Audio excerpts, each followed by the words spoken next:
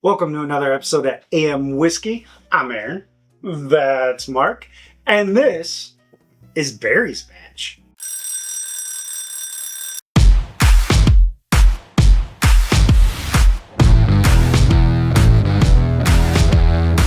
Now, I'm not going to lie. I have said that I was not going to buy another Booker's. More than once. Maybe more than once. Somehow, keeps sucking me back in.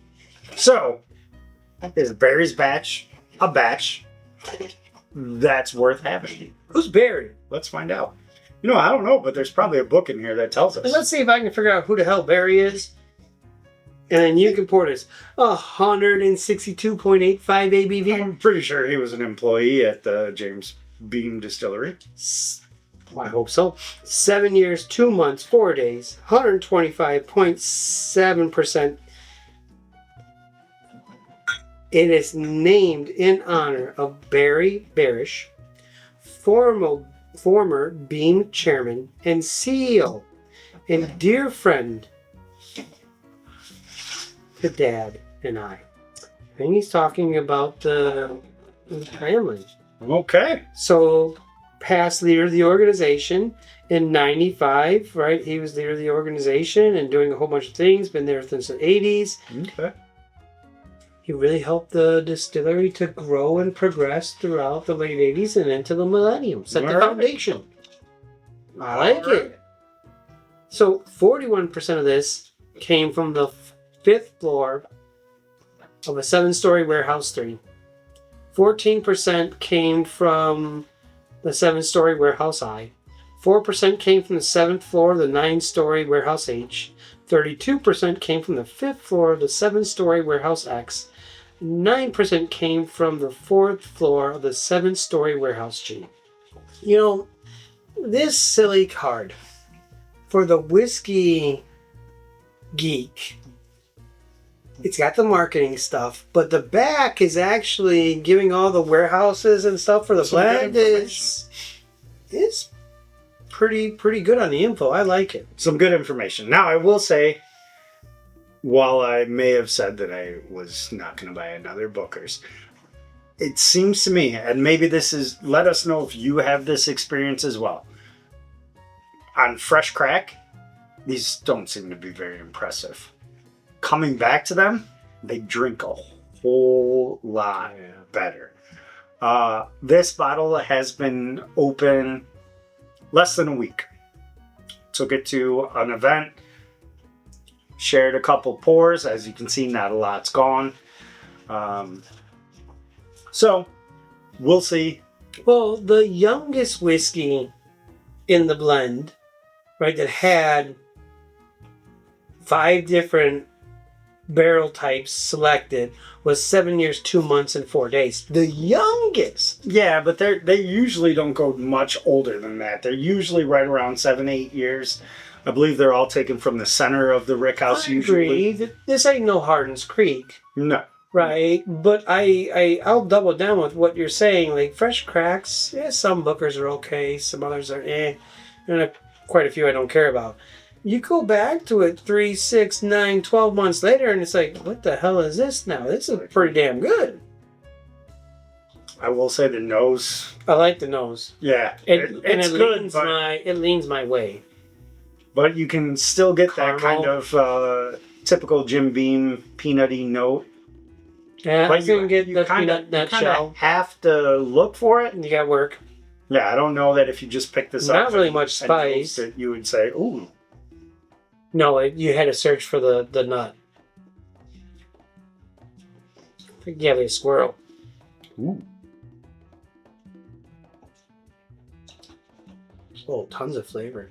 Oh, yeah. Touch of the tongue tinglies. Lots of flavor. I'm definitely getting tongue tinglies. Lots of caramels up front. Kind of just melts into a creamy peanut butter. Yeah. Not that dry peanut shell. No. Oh, it's like, it's got like a whole bunch of Reese's Pieces to it. Yeah. Yeah. Santa Maria. I like this one. This fits me pretty good. Wow. Thank you, Barry. Hey, yeah, back on the Booker's train. Ooh. You never got off it. Oh. I do like me some Jim Beam. No, I like if we had to stack rank your favorite distilleries, you might tell everybody in the world it's Heaven Hill, but I wonder that it might be Jim Beam. I mean, listen, one of the reasons why I like Heaven Hill is because of the Yeast note, from Jim Beam. note that's typical of Jim Beam. Oh man, that's really good. I'm actually impressed. Oh wow. This might be one of the early cracked beams that I like most. Gosh darn it, I might get it back up. Son of a... Just keep it on that side of the table, big fella. Ooh. Keep it on that side of the table. Tell you what, man. You see the next video, there's a divider right here. It's because you gotta keep him on that side. I like it. Yeah. I am a Beam appreciator. I appreciate good whiskey, and Jim Beam does produce some great whiskey. There's no question about it. I'm of the recent bookers that we've had.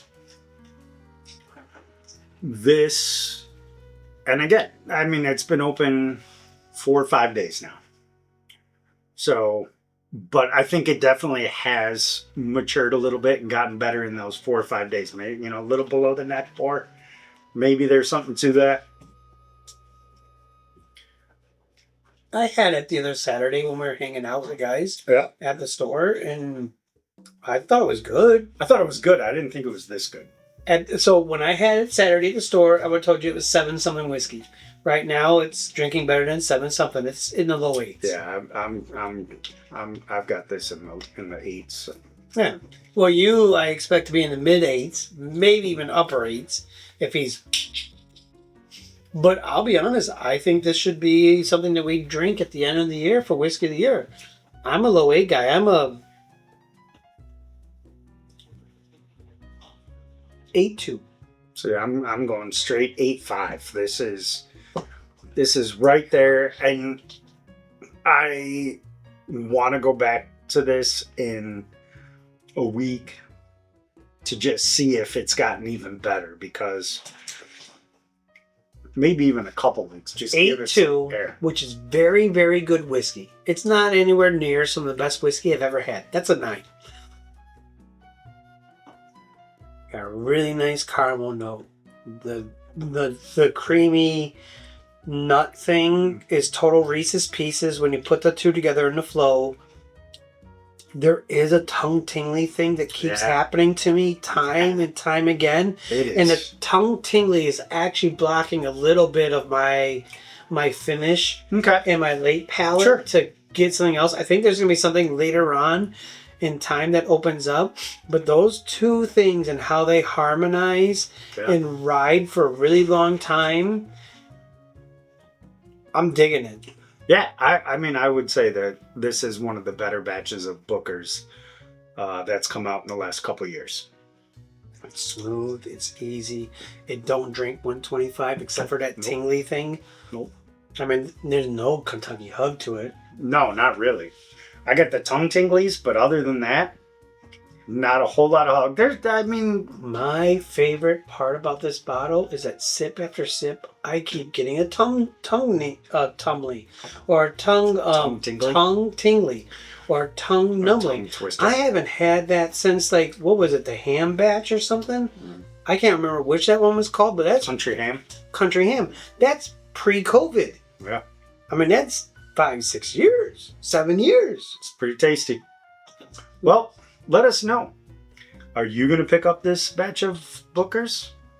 Have you kind of given up on Bookers and maybe this will draw you back? Let us know. And as always, keep the whiskey flowing. Cheers. See?